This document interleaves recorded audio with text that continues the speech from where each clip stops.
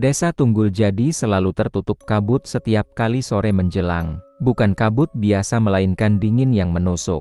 Seolah membawa bisikan dari alam yang lebih tua dari ingatan manusia. Di ujung desa berdiri Bukit Arca. Dinamakan demikian karena puncaknya dihiasi arca batu purba yang bentuknya menyerupai perempuan menangis. Tak seorang pun berani naik ke sana setelah matahari turun. Disinilah kita bertemu Ara, seorang jurnalis lepas yang sedang mengerjakan proyek buku tentang legenda desa-desa tersembunyi di Indonesia. Perempuan berusia 28 tahun ini cerdas, skeptis, dan sedikit keras kepala. Ia tiba di desa Tunggul Jadi tanpa banyak sambutan, kecuali dari satu orang, Pak Darto, mantan kepala dusun yang kini sudah pensiun. Bukit itu bukan tempat untuk orang kota, Nduk, kata Pak Darto sambil menatap kopi di gelasnya. Apalagi setelah matahari hilang. Ara tertarik justru karena cerita larangan itu. Ia telah mendengar soal sosok janda yang menghuni Bukit Arca, sebuah entitas yang katanya muncul dari kabut, mencari sesuatu yang hilang. Konon, siapapun yang mendengar suaranya akan ikut memanggil, dan siapapun yang membalas akan hilang tanpa jejak. Malam pertama Ara di desa tak tenang. Dari jendela rumah penginapan yang disewanya, terdengar suara lembut seperti nyanyian. Tidak jelas bahasanya, tapi nadanya penuh duka. Ia mengambil perekam suara dan menyalakannya. Pagi harinya, saat mendengarkan ulang, suara itu berubah menjadi jelas. Siapa yang mengambil bayiku? Ara membeku. Suara itu bukan dari luar, tapi dari dalam rekamannya. Bahkan di akhir rekaman, terdengar langkah kaki meski. Malam itu ia yakin tidak ada satu orang pun yang lewat depan rumahnya. Ara mulai menyelidiki. Ia menemui Bu Murni, penjaga warung yang dikenal cerewet namun informatif. Kalau soal janda bukit, itu cerita lama. Katanya dulu istri dukun desa dibakar warga karena dituduh bawa penyakit. Tapi waktu mayatnya mau dikubur, hilang, yang ada cuma arca di atas bukit. Muncul entah dari mana. Tapi kenapa warga tak pernah membongkar arca itu? Kenapa tidak pernah ada upacara atau bentuk pembersihan secara spiritual? Karena setiap orang yang pernah menyentuh arca itu hilang, Nduk, kata Bu Murni sambil berbisik. Ara memutuskan naik ke Bukit Arca keesokan harinya, siang hari agar aman. Tapi saat ia memotret arca perempuan itu, layar kameranya berkedip. Wajah arca berubah dalam hitungan detik, dari ratapan menjadi senyuman kejam. Saat Ara turun kembali ke desa, langit sudah mendung. Ia merasa diawasi, dan ketika malam tiba, suara itu kembali. Tapi kali ini, suara itu memanggil namanya. Ara, Ara, kau membawa sesuatu yang bukan milikmu. Malam berikutnya, Damar kembali ke rumah. Mbah Warti dengan membawa radio rusak yang ditemukan di ladang. Benda itu mengeluarkan suara aneh setiap pukul 2 dini hari. Bukan siaran, bukan dengung tetapi lirih seseorang menangis. Jangan kau hidupkan itu tengah malam, kata Mbah Warti, itu suara dari batu. Damar tak percaya, tentu saja, tapi rasa penasarannya jauh lebih kuat dari rasa takutnya. Malam itu, dia duduk sendiri di depan radio, menunggu pukul 2. Saat waktu menunjuk ke angka 02,0, suara tangisan kembali muncul. Kali ini lebih jelas, tangis perempuan, tapi perlahan berubah jadi gumaman. Anakku, jangan pergi ke bukit. Suara itu diikuti desis seperti ranting patah. Lalu hening. Damar menoleh ke jendela. Sosok perempuan berkebaya lusuh berdiri di tepi kebun. Rambutnya panjang tak terurus. Matanya kosong, tapi ia menunjuk ke arah Bukit Arca. Keesokan paginya, Damar menceritakan hal itu pada Rini, gadis muda desa yang juga cucu Mbah Samin. Tetua adat yang buta namun sangat disegani. Rini terlihat pucat saat Damar menyebutkan suara itu menyebut kata anak dan bukit. Perempuan itu bukan hanya hantu, ia dulunya manusia, namanya Surti. Mereka pergi ke rumah Mbah Samin untuk mencari penjelasan. Di dalam rumah tua berdinding bambu itu, Mbah Samin duduk di dipan, matanya tertutup kain putih. Surti adalah janda yang tinggal di Bukit Arca dulu. Ia hamil, tapi bayinya tak pernah lahir. Saat penduduk membakar rumahnya karena dituduh memelihara anak gaib, Surti masuk ke kobaran api sambil tertawa. Sejak itu, tak ada yang berani lewat bukit itu malam-malam. Rini bertanya pelan, apa yang sebenarnya dia jaga? Mbah Samin tak langsung menjawab. Ia hanya menunjuk pada dinding yang tergantung lukisan tua. Seorang perempuan menggendong anak batu. Ya, anaknya adalah batu. Jika benar kau mendengar suara Surti, maka kutukan belum selesai, kata Mbah Samin. Ia mencari pengganti. Dan kau, Damar, telah dipilih. Damar ingin tertawa, tapi tubuhnya gemetar. Saat malam datang dan ia pulang ke Pondok Ladang, sesuatu telah menunggu di ambang pintu batu bulat besar yang dibungkus kain putih, seperti bayi dalam selendang. Dan dari kejauhan, terdengar suara perempuan menyanyikan tembang Jawa pengantar tidur. Lelap, lelap, anakku, jangan menangis lagi, ibu sudah kembali. Pagi selalu tampak tenang, tapi pagi itu, angin terasa dingin menusuk meski matahari mulai naik. Damar duduk termenung di beranda rumah, menatap jalan tanah yang menuju ke barat ke arah Bukit Arca. Rini datang membawa 2 cangkir teh. Ia duduk di samping Damar, berusaha menyelidik wajah suaminya. Kamu masih mikirin suara itu tadi malam? Tanyanya pelan. Damar hanya mengangguk. Ia belum cerita soal suara tangisan dari arah rumpun bambu. Suara yang terdengar seperti seorang perempuan tua memanggil namanya. Mungkin itu cuma hembusan angin, tambah Rini, mencoba menenangkan. Tapi Damar tahu betul, itu bukan angin. Malamnya, rasa penasaran mengalahkan rasa takut. Ia kembali berjalan ke arah rumpun bambu yang kemarin terasa bernafas. Dengan membawa senter dan sebatang kayu panjang, ia menyusuri jalan kecil yang mulai dipenuhi kabut malam. Setibanya di sana, hening menyelimuti sekeliling. Angin tak bertiup, bahkan jangkrik tak bersuara. Saat ia melangkah mendekat ke dalam rumpun bambu, tanah di bawahnya terasa lembut, nyaris seperti becek. Meski hari itu tak turun hujan, tiba-tiba senter Damar padam. Damar. Suara itu lirih, serak, seperti diucapkan oleh seseorang yang sudah lama tak bicara. Suara perempuan tua. Siapa itu? Seru Damar, mencoba tegas, tapi suaranya sendiri bergetar. Dari sela-sela batang bambu yang rapat, muncul cahaya redup, seperti obor kecil yang berkelip-kelip. Lalu sosok itu muncul samar. Bayangan perempuan berpakaian kebaya kusam, rambutnya panjang dan acak-acakan. Wajahnya tertutup kain putih tipis. Wajah itu tak menyentuh tanah, mengambang. Damar mundur beberapa langkah, tapi langkahnya terhenti karena mendengar bisikan kembalikan. Apa yang bukan milikmu? Seketika cahaya senter menyala kembali. Sosok itu menghilang, tapi di tempat ia berdiri, sekarang ada boneka kayu kecil, mengenakan kain seperti kebaya dan selendang pudar. Damar memungutnya. Di balik boneka itu, tertulis sebuah kata yang membuat darahnya mengalir dingin. Arca pertama. Keesokan harinya, Damar membawa boneka itu ke Mbah Warti. Perempuan tua itu memelototi benda itu dengan mata cekungnya yang seperti tak pernah tidur. Ini bukan boneka biasa, Nak Damar. Ini adalah Sarirah, wadah jiwa. Jiwa siapa? Jiwa yang dulu dikunci oleh seseorang yang ingin kekal. Damar menggenggam boneka itu lebih erat. Apa ini ada hubungannya dengan suara semalam? Kalau kamu sudah mendengar namamu dipanggil, itu tandanya kamu sudah terikat. Arwah itu sudah mencium jejakmu. Rini masuk ke ruangan, wajahnya pucat. Dam, kamu harus lihat ini. Di depan pintu rumah mereka, entah siapa yang meletakkannya, ada 2 boneka tambahan. Keduanya identik. Satu menggenggam sisir bambu, satunya lagi berlumuran tanah merah. Dan di antara boneka-boneka itu, ada selembar kertas sobek dari kitab kuno desa, tulisan tangan di atasnya. Jika yang ketiga belum dibangkitkan, yang pertama akan membawa bencana. Damar menatap Rini. Apa kamu tahu siapa yang dulu tinggal di rumah ini sebelum kita? Rini terdiam, lalu menjawab pelan, seorang janda, yang hilang 10 tahun lalu. Namanya, Nyi Lirni. Langkah Egi menggema di dalam lorong batu yang makin menyempit.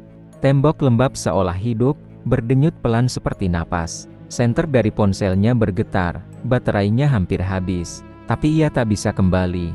Di belakang hanya ada gelap dan bisikan. Ica. Suara itu bukan hanya terdengar, ia terasa dalam tulang, dalam dada. Dan itu bukan suara guntur, bukan pula suara Ica, tapi seolah meminjam nada mereka seperti mimikri suara. Ia terus berjalan. Di balik dinding gua, samar-samar ia melihat sesuatu bayangan tubuh Ica yang sedang membelakanginya. Rambut panjangnya menutupi wajah, bahunya gemetar. Ia seperti menangis. Ica, panggil Egi pelan. Gadis itu menoleh. Matanya tak ada, mulutnya sobek hingga ke telinga, dan dari bibirnya yang koyak keluar suara guntur. Kenapa kamu yang kembali, Gi? Bukan aku, Egi menjerit, mundur terpeleset.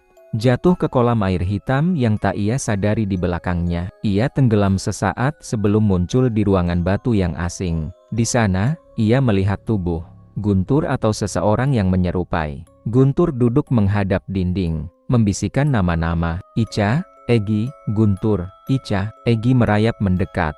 Tubuh itu berbalik, tapi wajahnya adalah wajah Egi. Sudah kubilang, katanya, yang keluar nanti bukan kita. Tiba-tiba, dinding di belakang tubuh itu membuka. Terlihat cahaya samar dari luar gua. Egi yang asli menggigil. Ia menyadari yang tadi bicara bukan hanya menyerupainya, tapi menirunya. Saat dia mencoba kabur ke arah cahaya, lorong itu mulai berguncang. Batu-batu runtuh. Dari sisi-sisi dinding, muncul tangan-tangan kurus panjang meraih tubuhnya. Tapi ia berhasil menerobos celah terakhir menyentuh tanah luar. Ia terengah di pintu masuk gua. 3 warga dusun menatapnya dengan wajah bingung. "Namamu siapa?" tanya salah satu dari mereka. "Egi." Namun salah satu warga mendekat, menatap matanya, lama, dalam. "Kau bukan Egi." Matamu kosong. Tubuh Egi mulai tersenyum. Tapi itu bukan senyum Egi. Dan dari dalam gua, 2 sosok mulai merangkak keluar.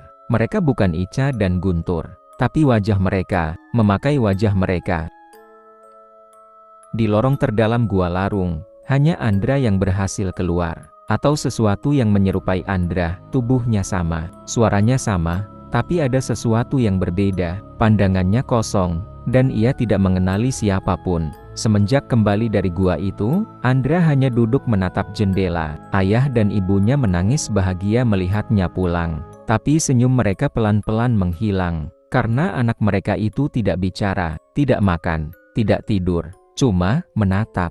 Sampai suatu malam, ia mulai menulis. Dengan paku berkarat, ia menggores-gores lantai kamarnya. Kembali, kembali, kembali. Ayahnya berusaha menghentikannya, tapi Andra hanya menoleh dan menatap tajam, lalu kembali menggores lantai. Esoknya, pihak kepolisian memulai pencarian ke gua itu. Mereka hanya menemukan jejak darah dan seutas kalung milik Raka, salah satu remaja yang hilang. Sementara itu, Dini, kakak dari Citra yang juga ikut hilang, mendatangi seorang dukun tua di lereng pegunungan. Orang-orang menyebutnya Mbah Kalas. Gua itu bukan sembarang tempat, kata Mbah Kalas, suaranya seperti bisikan angin. Itu jalan menuju rongga yang tidak milik dunia kita. Apa maksudnya bukan Andra yang kembali? Tanya Dini. Mbah Kalas menyalakan dupa. Di atas api, ia menggantungkan tulang kecil yang sudah hangus sebagian. Karena yang keluar hanya wadah, isinya sudah diganti. Tulang itu mulai berasap. Dalam asapnya, terlihat bayangan Andra berdiri dalam gua. Tapi bayangan itu memiliki 4 tangan. Dan wajahnya retak seperti topeng pecah. "Kau ingin tahu yang sebenarnya?" tanya Mbah Kalas. "Kau harus masuk. Tapi jangan bicara, jangan sebut nama siapapun, dan jangan sekalipun menoleh ke belakang." Malam itu, Dini nekat masuk gua seorang diri. Ia membawa lilin dan tali merah untuk menandai jalan kembali. Gua itu sepi, tapi dindingnya seperti berdenyut. Ia berjalan mengikuti lorong, hingga ia mendengar suara napas. Tapi bukan satu, banyak, seperti ada puluhan mulut di sekelilingnya. Ia menemukan ukiran di dinding, wajah-wajah manusia dengan mulut terbuka. Dan dari dalam ukiran itu, ada suara bisikan, "Citra, Citra." Itu suara adiknya. Tapi Dini ingat pesan Mbah Kalas, jangan bicara, jangan menoleh. Namun bisikan itu makin keras, seperti rintihan. Dini berlari, tapi lilinnya padam. Lorong menjadi gelap total. Tiba-tiba di depan matanya 2 bola mata menyala merah, muncul di udara. "Kau bukan untuk kembali," kata suara itu. Dan dunia menjadi hitam.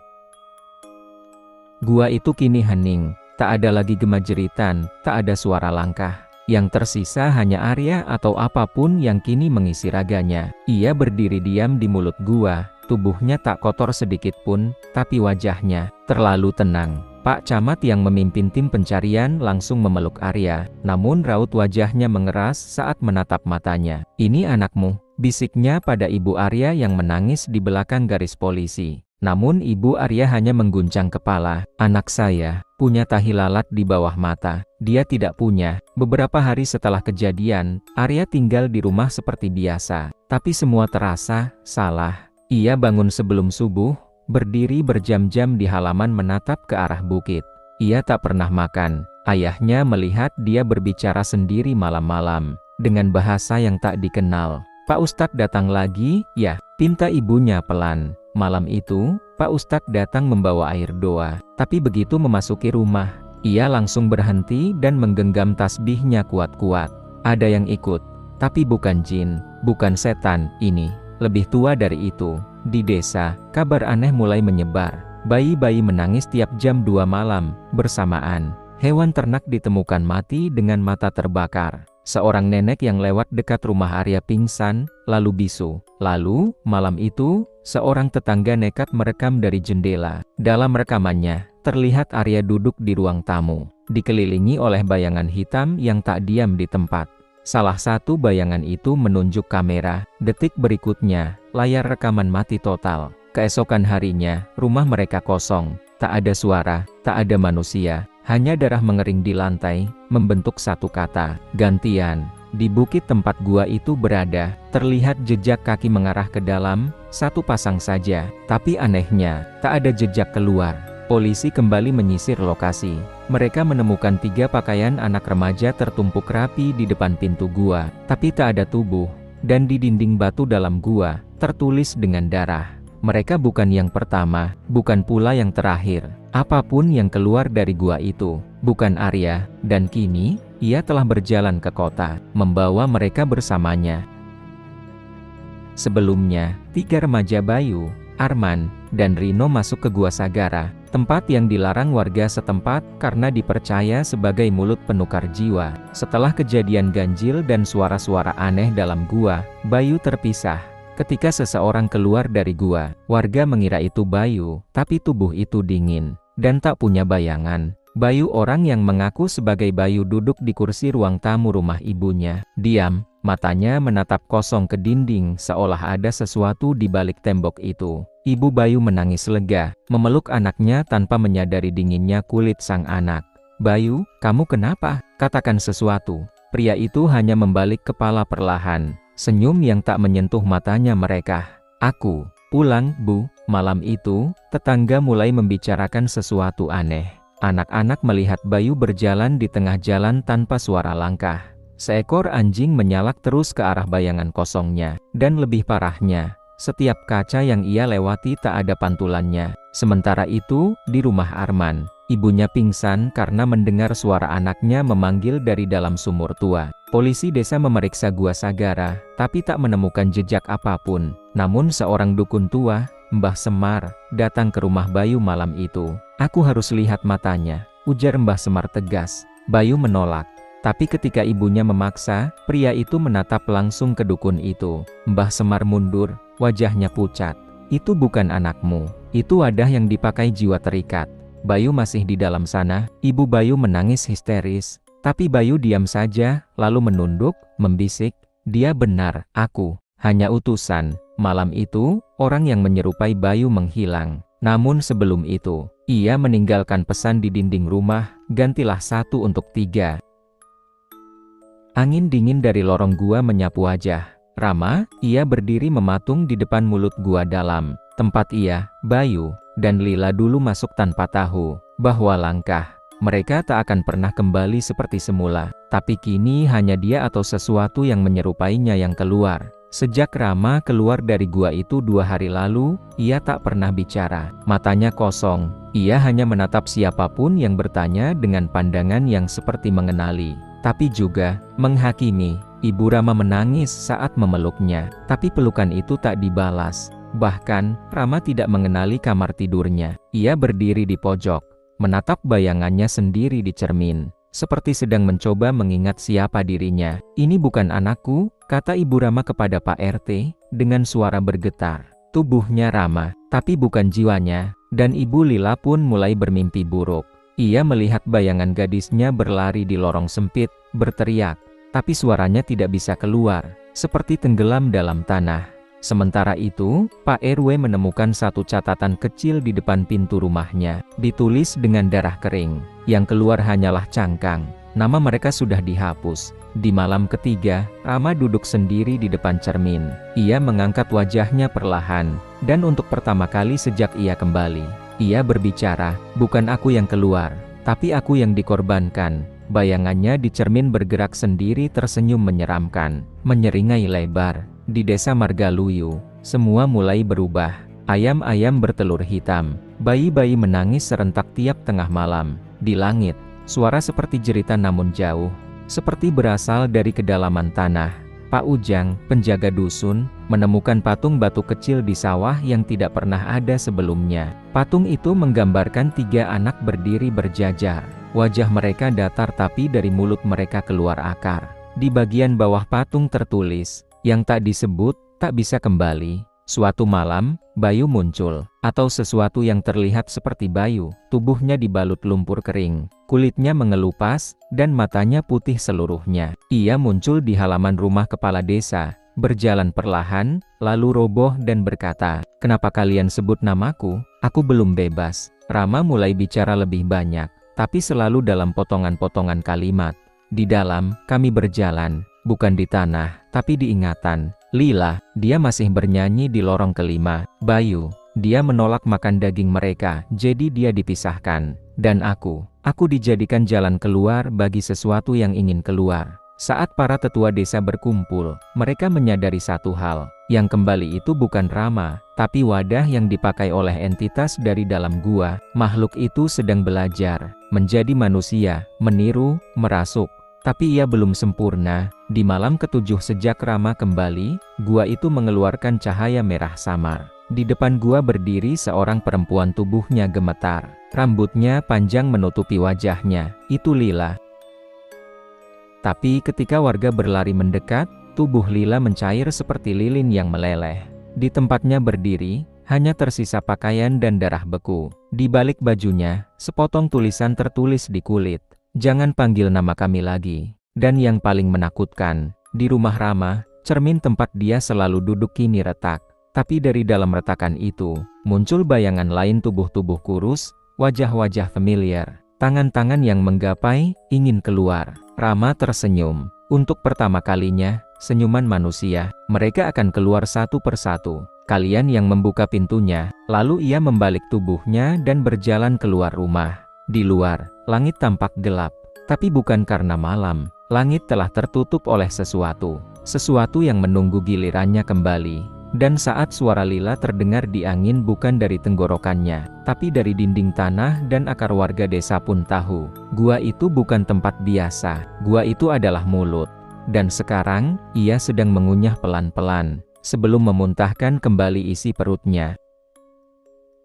Angin di dalam gua mulai berubah, bukan hanya dingin, tapi juga bernafas. Seolah-olah batu-batu di sekeliling kami adalah paru-paru yang mengembang dan mengempis. Aku atau siapapun aku sekarang berdiri di hadapan bayangan yang menggantung tanpa tubuh. Bayangan itu bergerak, tapi tidak berasal dari siapa-siapa. Ia hidup sendiri. Langkah-langkah kaki terdengar di belakang. Aku menoleh cepat. Danu dan Siska yang tadi bersamaku kini berdiri membatu. Kulit mereka mengelupas pelan, memperlihatkan sesuatu yang seperti tanah lembab, dan akar-akar kecil menjalar dari mata mereka. "Aku, bukan aku," bisik Siska dengan suara yang berat dan bergema. Bayangan itu mengelilingi kami. Ia menyentuh dinding, dan dinding berubah menjadi semacam cermin kusam. Dalam bayangan cermin itu, aku melihat diriku yang asli remaja bernama Yuda sedang berteriak di luar gua. Tubuhnya lemas, diseret oleh penduduk desa. "Dia sudah kembali," ucap Danu, suaranya datar. "Tapi bukan kita." Aku menyadari sesuatu. Kami bukan lagi di dunia nyata. Kami adalah pantulan sisa-sisa jiwa yang tertinggal. Dan yang keluar dari gua, sosok yang menyerupai Yuda, itu bukan aku. Itu entitas yang mengambil bentukku. Bayangan itu mendekat. Ia tak punya wajah, tapi aku tahu ia sedang menatapku. Ia menjulurkan tangan, bukan untuk melukai, tapi seolah menawarkan sesuatu, jalan keluar. Tapi aku tahu harganya. Jika kau ingin kembali ke tubuhmu, satu dari mereka harus tinggal. Aku melihat Danu, aku melihat Siska. Mereka tersenyum, tapi senyum mereka penuh duka. "Kami sudah memilih sejak lama. Yud, kau yang kuat. Kau harus kembali. Bawa pesan kami." Aku menolak. Tapi bayangan itu tak memberi pilihan. Sebelum aku bisa protes, segalanya menjadi gelap. Tubuhku terasa ringan, lalu aku terbangun. Di luar gua, di tengah malam, warga desa menatapku penuh horor. Ibuku menangis, tapi semua orang berkata, "Kau sudah kembali." Tapi bukan kau yang kami kuburkan seminggu lalu. Aku melihat ke tangan dan tubuhku. Ada bekas tali dan tanah. Aku telah bangkit dari kuburku sendiri. Dan saat aku menoleh ke arah gua, aku melihat dua sosok samar berdiri di mulutnya. Danu dan Siska. Mereka tersenyum, lalu menghilang. Lantai gua sudah bukan tanah biasa lagi. Arga berjalan di atas semacam jaringan akar dan daging yang terus berdenyut perlahan. Suara napas bukan miliknya terdengar dari setiap sudut. Dinding gua kini seperti berdetak, seperti hidup. Di belakangnya, Aji dan Rani tidak lagi berbicara. Bahkan bayangan mereka mulai memudar. Setiap kali Arga menoleh, ia hanya melihat dua sosok samar. Berdiri diam, mata mereka putih seluruhnya. Dan suara mereka kini hanya gema dari masa lalu. "Aku tahu kalian bukan lagi kalian," bisik Arga dengan gemetar. Tapi ia terus berjalan. Tak ada pilihan lain. Di hadapannya ada celah sempit yang menganga seperti mulut raksasa. Aroma busuk menyengat, seperti bangkai tua bercampur belerang. Saat ia masuk, semua suara hilang. Sunyi total. Dunia luar tak lagi ada. Dan di tengah ruangan itu, ia melihatnya. Satu sosok duduk di atas singgasana batu. Wajahnya adalah cermin. Tidak memantulkan bayangan Arga, tapi memperlihatkan wajah seseorang yang menjerit. Wajah Aji, lalu berubah menjadi Rani, lalu menjadi dirinya sendiri. Tapi lebih tua, dan matanya bolong. "Jadi kau yang dipilih keluar." Suara itu berbicara tanpa membuka mulut. "Tapi kau bukan siapapun lagi. Yang keluar, bukan lagi Arga." Arga mundur. Tapi tubuhnya kaku. Sesuatu menyusup ke dalam dirinya, perlahan. Seperti uap, seperti kabut, seperti roh. Tiba-tiba tubuh Aji dan Rani muncul di sampingnya utuh, namun membatu. Mereka menatap Arga dengan ekspresi damai, seperti mereka tahu ini akhirnya. "Aku tak ingin ini," ujar Arga pelan. "Aku cuma mau pulang." "Tak ada pulang dari gua yang hidup," bisik suara itu. "Tapi ada kelahiran kembali." Dan saat itu terjadi. Cahaya merah meledak dari dalam gua. Tanah di luar terbelah sedikit. Asap tipis keluar dari celah bebatuan. Dan seseorang muncul berjalan dengan langkah lambat. Pakaiannya compang-camping, wajahnya Arga, tapi matanya kosong, senyumnya tak wajar. Ia berjalan ke arah jalan desa. Orang-orang yang menemukannya tim SAR, warga desa, bahkan polisi memandang dengan bingung. Mereka senang Arga selamat, tapi tak satu pun dari mereka sadar, itu bukan Arga. Dan saat malam tiba, ketika Arga palsu itu duduk sendirian di depan cermin, ia tersenyum dan berbisik pada bayangannya, "Yang lainnya akan dipanggil. Gua belum kenyang." Malam itu, Pak Raji penjaga jalan menuju Bukit Keramat berdiri mematung di depan rumahnya. Angin membawa bau tanah basah dan amis darah. Ia mengusap wajah, mencoba menghilangkan getaran aneh dari tulangnya. Sesuatu yang lama tak bangkit, kini mulai melangkah kembali di dunia ini. Sementara itu, di rumah Uda Wahab, Adi terbaring di atas kasur tipis. Namun tubuh itu bukan miliknya, bukan milik Adi yang asli. Meskipun wajahnya sama, cara bicaranya tidak. Tatapannya kosong, seperti tak mengenal siapapun. Uda Wahab sudah tahu sejak awal. "Kau bukan cucuku," bisiknya lirih. Tapi ia juga tahu, ia tidak bisa mengusir makhluk itu begitu saja. Sementara di dunia yang tidak terlihat manusia biasa, suara napas Salma dan Rizal makin lemah. Mereka terkurung dalam pantulan dimensi gua tempat waktu berjalan tak lurus. Mereka menyaksikan bayangan mereka sendiri menjadi tua, membusuk, lalu kembali muda, berkali-kali.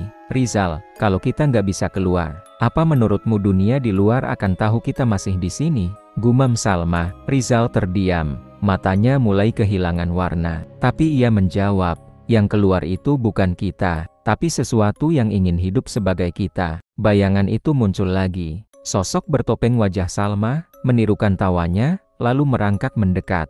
Tapi kini wajah topeng itu pecah dan di baliknya hanya rongga gelap dan bekas luka seperti dijahit asal-asalan. "Kau bisa mengambil wajahku," Salma berbisik, "tapi tidak ingatanku." Ia mengangkat liontin ibunya yang selama ini ia sembunyikan. Dari dalamnya, secercah cahaya keluar.